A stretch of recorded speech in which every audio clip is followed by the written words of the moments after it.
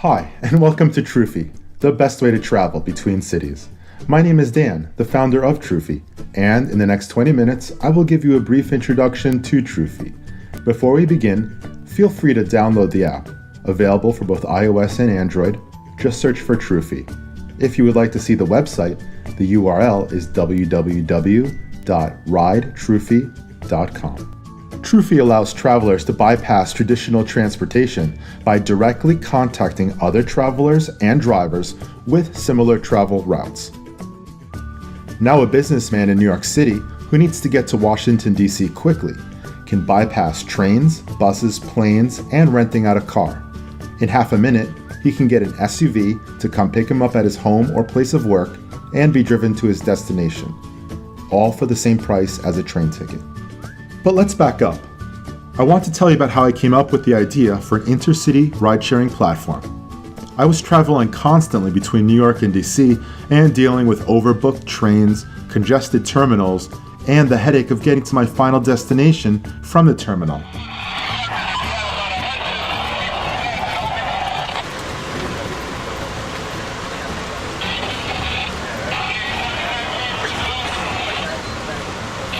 One time there was a woman struggling to climb up the stairs to board the train.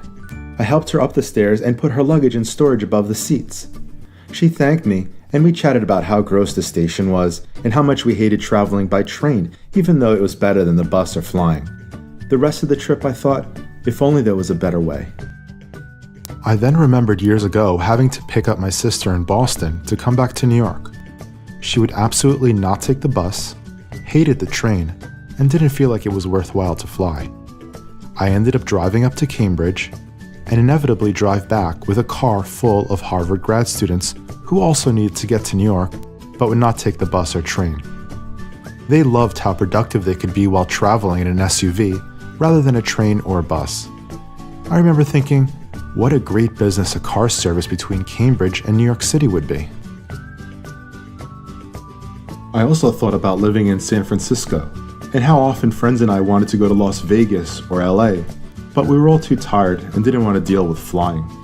I remembered working in Gainesville, Florida, and the students at the University of Florida wanting to go home on the weekends, but there was no direct bus, train, or plane service, and none of them wanted to deal with the hassle of driving. I spoke to numerous parents, all of whom expressed real frustration at the lack of adequate travel options between Gainesville and the Miami area. Lastly, my experiences in Charlottesville, Virginia finally convinced me that the transportation industry needs disrupting. I had been doing Airbnb, and staying with me was a German couple backpacking through the US and a student from Rochester. At breakfast, the German couple were speaking about their frustrations with traveling between cities, with the usual complaints about dirty buses and poor rail infrastructure. The student mentioned he was driving to Atlanta and going through the Smoky Mountains for a scenic detour. He offered the German couple a ride in exchange for gas money. I thought there should be a way to connect these two groups. The student was happy to have some of his costs deferred and some company for the trip. The couple felt like they were getting a more genuine travel experience. I imagined the transportation equivalent of Airbnb. Excited, I put some flyers with my picture around the University of Virginia advertising a trip to New York City for $75 in 2 days' time. I got 12 inquiries and made $225 for a trip I was going to take anyway. I was convinced my idea had potential, and Trufi was born. But at this point you might be wondering who I am. Well, here's a quick bio. I was born in Manhattan, raised on the North Shore of Long Island. I played soccer, read way too many existential novels, and worked at my family store. I went to Carnegie Mellon University because it had one of the best programs in music composition, but I could tell my parents that I was getting a real degree. After college, I moved to San Francisco, lived in the Mission District before it was cool, worked a horrible job at an HMO, and became obsessed with CalMex food. After a couple of years, I moved back to New York to work for my parents' stores. I wanted to expand my parents' businesses and wanted to learn how large corporations managed multiple locations and thousands of employees. So I spent the next 3 years working for multiple companies learning the business. I worked for 8 different companies in the food industry and did everything from handle produce truck logistics to cleaning out chicken fryers. After this, my parents told me they were thinking about selling the stores, which meant there was no business for me to expand, which meant I moved to Charlottesville, Virginia to work on a farm and dreamt of turning grapes into Virginia brandy. That was the plan until I became absolutely obsessed with disrupting the transportation system and decided to dedicate myself fully to Trufi. But to understand the need for Trufi, first we need to understand the current state of travel, whether it be by train, bus, or flying. First, when we think train travel, what we mean is Amtrak, and Amtrak is ridiculed by not only foreigners, but by many Americans who have had to deal with the various frustrations of using Amtrak. So I'm down on the Amtrak level now, and this is significantly sadder than upstairs. I thought this corridor behind me was like employee access, but it is two tracks, it's two different platforms, which, it's also blisteringly hot down here. So yeah, I'm starting to get it a little bit more. This is definitely pretty bad. Train station is a disgrace. It is a disgrace. Train travel requires getting to a terminal, dragging luggage up and down stairs, fighting to get in line, and then fighting for seats. Often, the $150 seating is precarious and cramped, and after all this, traveling to the final destination involves additional costs, time, and frustrations. And this is for Amtrak's most popular route. Traveling to smaller cities is often not worth the trouble, and most just drive. Additionally, there are hundreds of cities with populations over 100,000 without an Amtrak terminal or an airport. Besides trains, buses are a popular way to travel. This is a Greyhound station, unacceptable for most travelers. Alternative bus companies have been taking advantage of train and plane inefficiencies and are inexpensive, but involve waiting on the street and being dropped off in seedy parts of town. Over 100 buses travel daily between New York City and Washington, D.C. alone. Seats are uncomfortable, bathrooms are gross, and Wi-Fi is virtually non-existent. Flying is another suboptimal mode of travel. There are three main issues with plane travel. The first is cost. Yes, tickets purchased in advance for main routes such as New York City to DC are inexpensive. However, tickets to smaller cities such as Providence, Rhode Island are much more expensive. Additionally, there are numerous medium-sized cities which do not have a commercial airport. The second issue is that often travel to and from the airport nullifies much of the advantages of plane travel.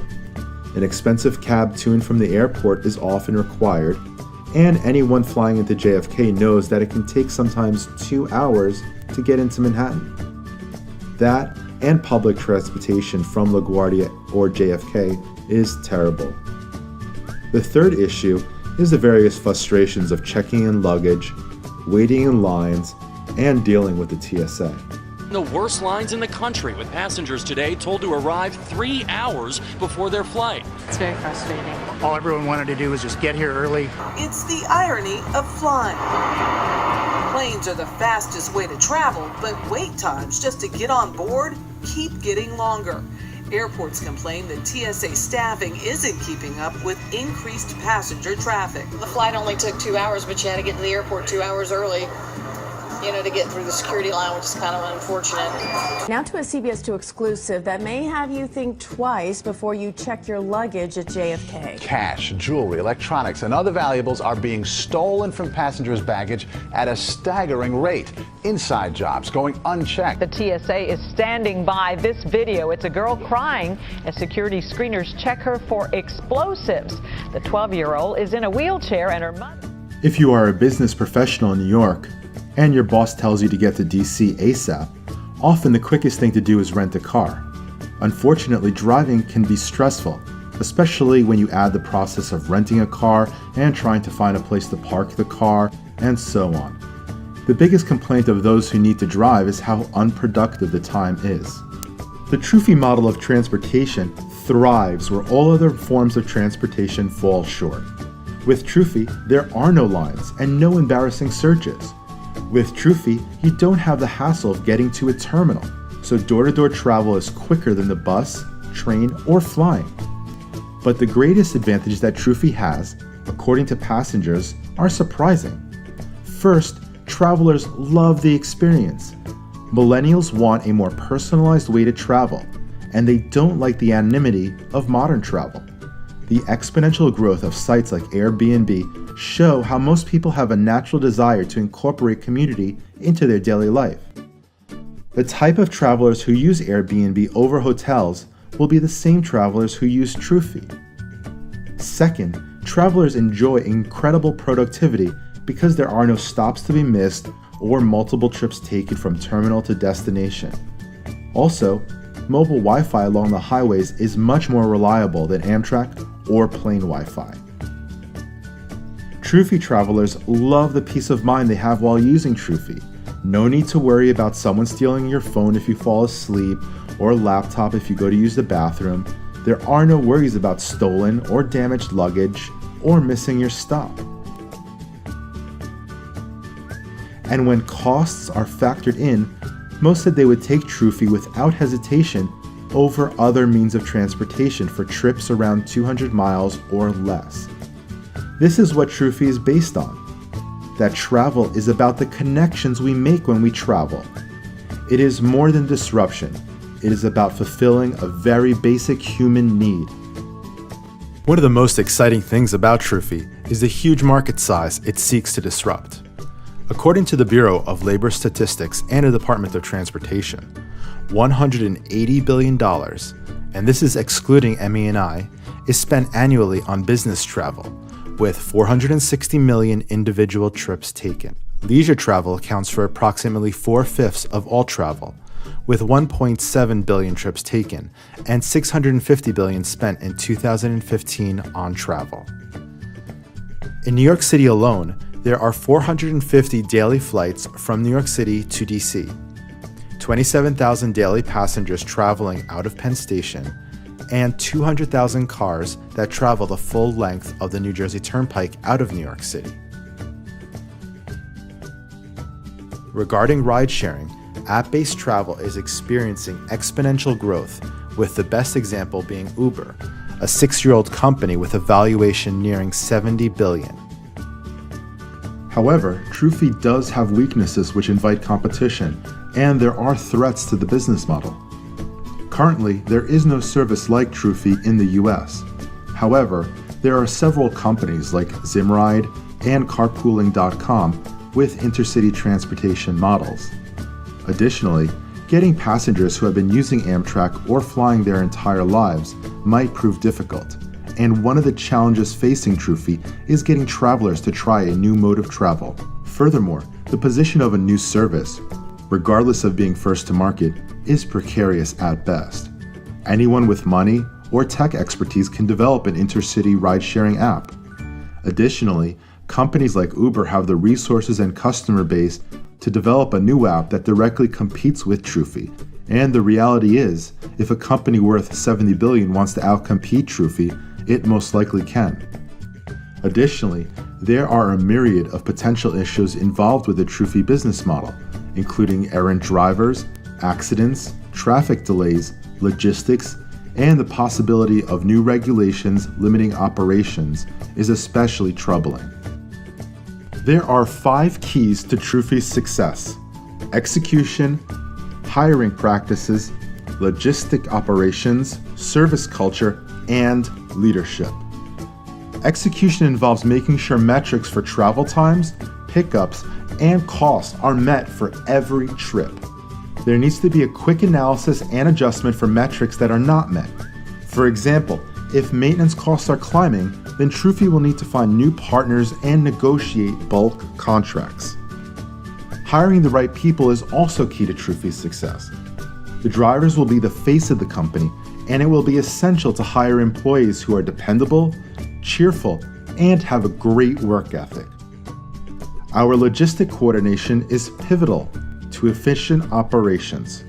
Trufi will need to develop a database logistics model as well as develop protocols for seasonal changes and daily variances.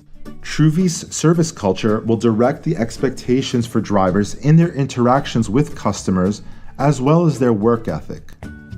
Equally as important, the service culture would define how the staff interacts with one another. Staff discussions and interactions will happen in the context of improving our service. Lastly, leadership will be the organizational quality that holds the other keys to success in balance.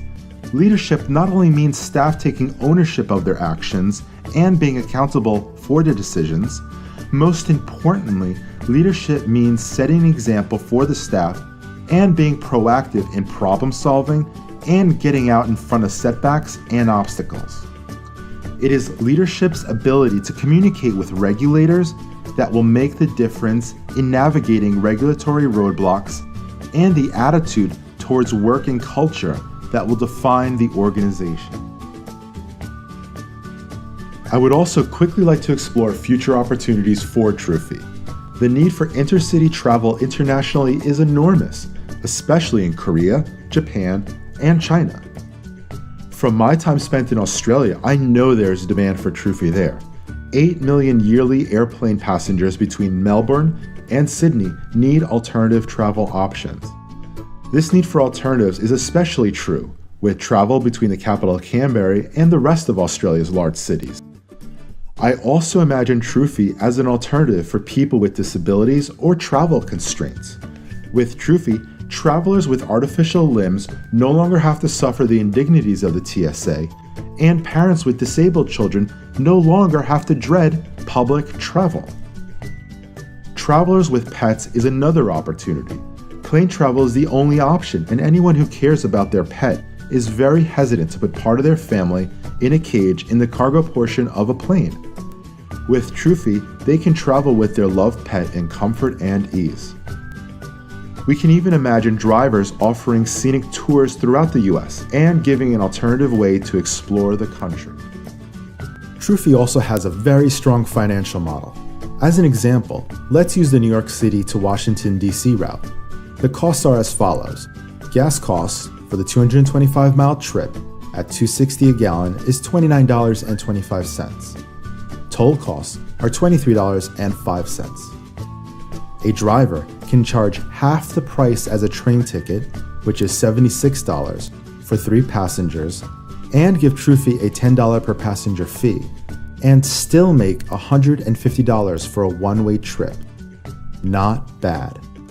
For drivers that Trufi employs, the trip costs are as follows. Gas and toll costs are $52.30, employee wages at $50,000 yearly, or approximately $21 an hour, is $120. Yearly driver payroll taxes and medical insurance divided per trip is $24. Yearly auto insurance divided by trip is $1.60. Maintenance costs for a Lexus RX over 200,000 miles divided by total yearly trips is $23.51. Total cost per trip is $221, and the break-even price for 3 passengers is around $73. If Trufi charges the same price as a train ticket, which is around $150, the profit per trip is $228.59. This means that a single driver working only 4 days a week and making $50,000 a year with full insurance will bring in $95,000 a year in profit. An analysis of other routes is in the business plan. To conclude, Trufi solves a real-world problem in our transportation system. Trufi gives an alternative to traditional travel methods that are proven to be needed and, in fact, preferred by those who have tried traveling with Trufi. The domestic market is valued in the hundreds of billions, and the international market is limitless. Trufi has a strong foundation in its website and apps and needs only to provide a logistics framework upon which to build its growth model. This model is based on other ride-sharing platforms that first employed drivers to build a framework for demand and later utilized contractors to meet supply. Trufi is seeking to create this infrastructure first out of New York City and expand to Florida and Texas after a year. Eventually, Trufi will seek to partner with auto companies in the same way that Lyft first partnered with General Motors, and then declined an offer for $6 billion from General Motors. Undoubtedly, there are potentials which we cannot even imagine. I would like to invite you to visit the website www.ridetrufi.com and download the Android and iOS app. Trufi, connecting people and cities.